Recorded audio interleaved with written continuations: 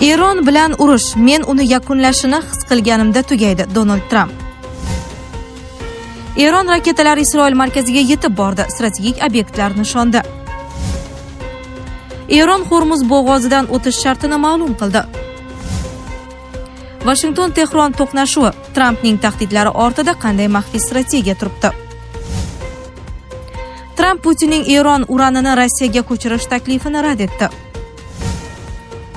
Donald Trump urushida yangi qurol, Erik Schmidtning Merops dronlari Eron osmonini egallayaptimi? Dunyo siyosatini biz bilan faol kuzatib borayotgan tomoshabinlarga assalomu alaykum. Videoga like bosing va fikringizni kommentariyada yozib qoldiring.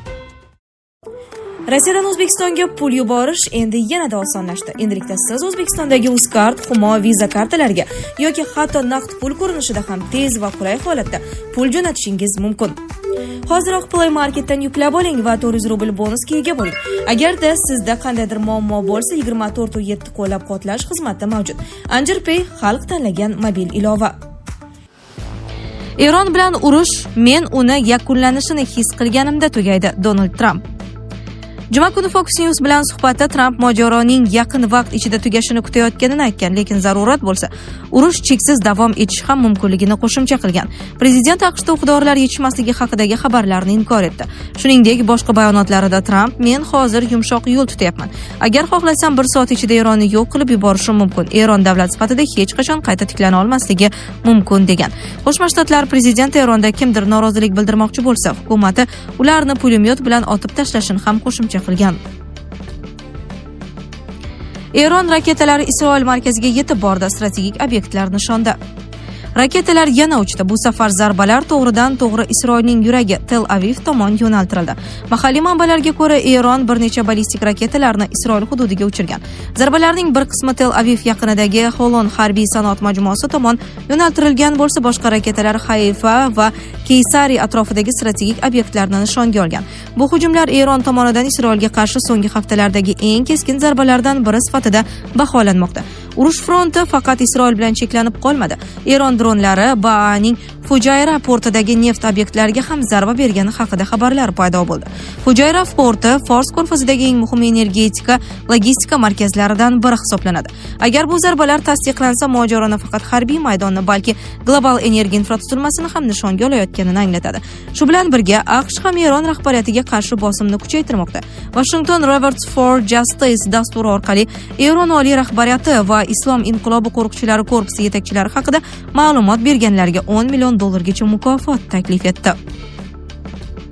Taklif xususan yangi oliy rahbar Mushtabo Xamenei va korpusning yuqori lavozimli qo'mondonlariga oid ma'lumotlarga ham tegishli ekani aytilmoqda.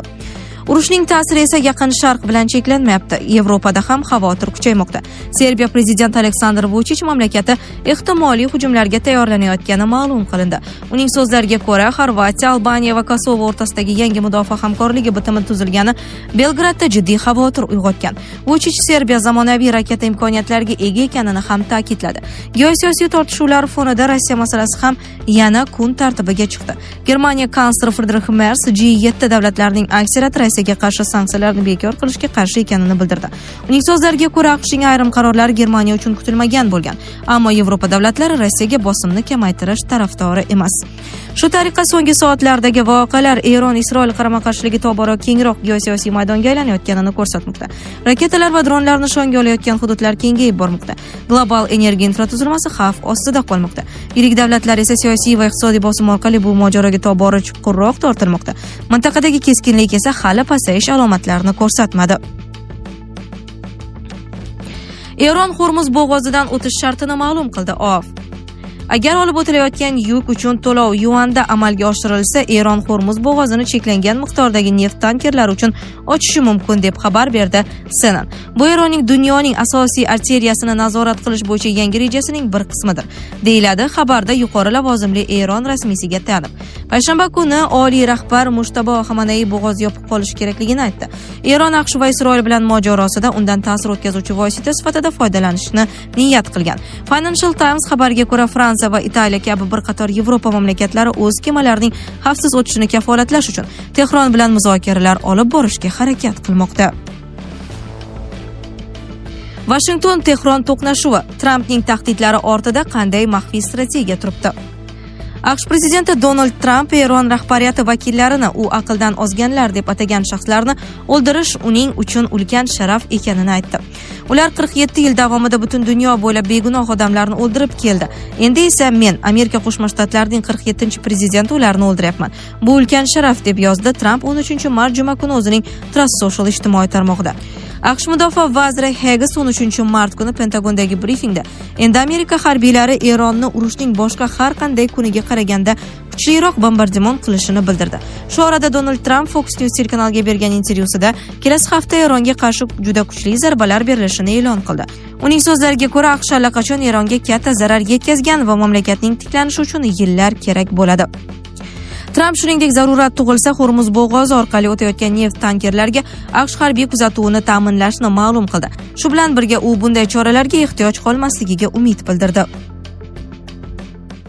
Bu holat hayot sifatiga ta'sir qilyaptimi? Oilaviy hayotda zaiflik, stress va ishonchsizlik olib kelyaptimi? Vulkan erkak kuchi va ishonchining yangilangan manbai. Prostata bezi adenomasi surunkali prostatitdan qutulishga yordam beruvchi ishonchli formula. Atigi 5-7 kun ichida natijasini sezasiz. O'zingizni yengil va ishonchli his eting.